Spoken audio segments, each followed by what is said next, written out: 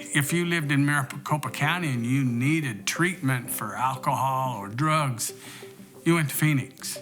And any money that was allocated through the state or county was getting spent in Phoenix. At that point in time, there was a place called, Phoenix LARC, which stood for Local Alcohol Recovery Center, I believe. And we would haul people over, and the cliche was they'll beat you back to Mesa because, they weren't going to stay there. We wanted services in the East Valley, and we wanted to become a council that advised the rest of the world how to cost-effectively treat people with substance abuse problems. First, we called it Alcohol Council, and then we changed it to we didn't have to change the A to Addiction Council.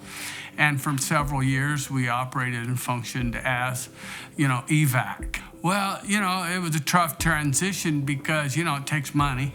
And although we formed this board and started having meetings once a month, we didn't have any contracts anywhere, and so it took a while.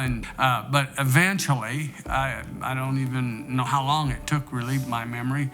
But I believe, if my memory serves right, we secured a contract for $300,000 to do one thing, and that was to be a support to the fire and police when people were struggling with alcohol or drug crisis and were faced with a decision whether to go to treatment or jail, or other crisis of that nature.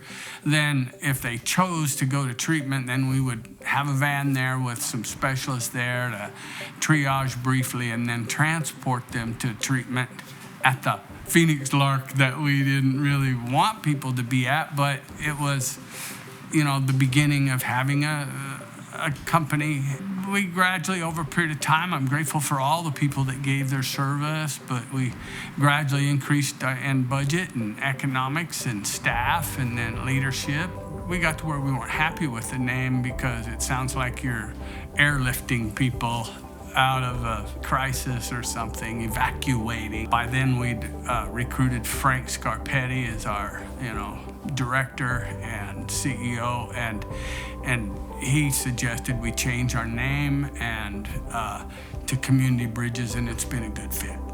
When I can remember when we first opened, as you walk to Community Bridges, there was a big table where there was always people sitting around smoking cigarettes, and half of them were staff on break, and it's where a lot of meetings were conducted because we didn't have an office that allowed for the staff to really meet. We started out, Dr. Frank used to call it one dilapidated building surrounded by 3 acres of mud, and now we have 42 buildings and not a lot of mud. It's been quite progressive.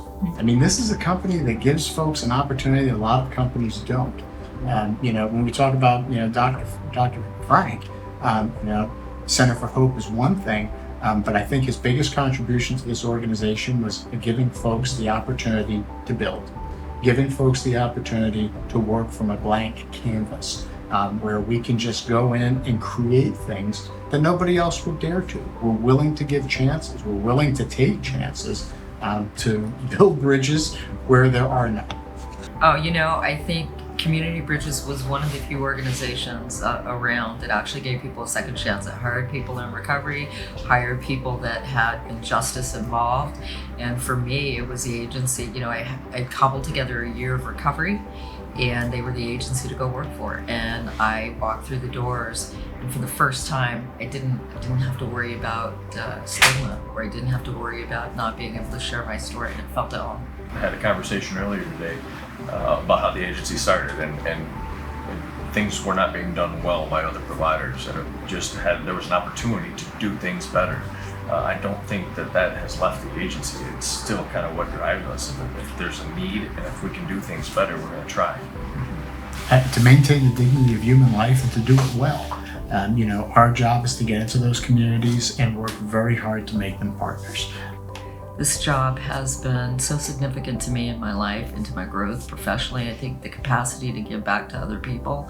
I think this job has been significant in terms of supporting educational growth. It's just been so significant in my life, as have John and Scott and the leadership and the people I work with day in, day out. It's the impact in the communities that we serve. Because if we're treating one person, that person has friends, that person has family, there's community around that.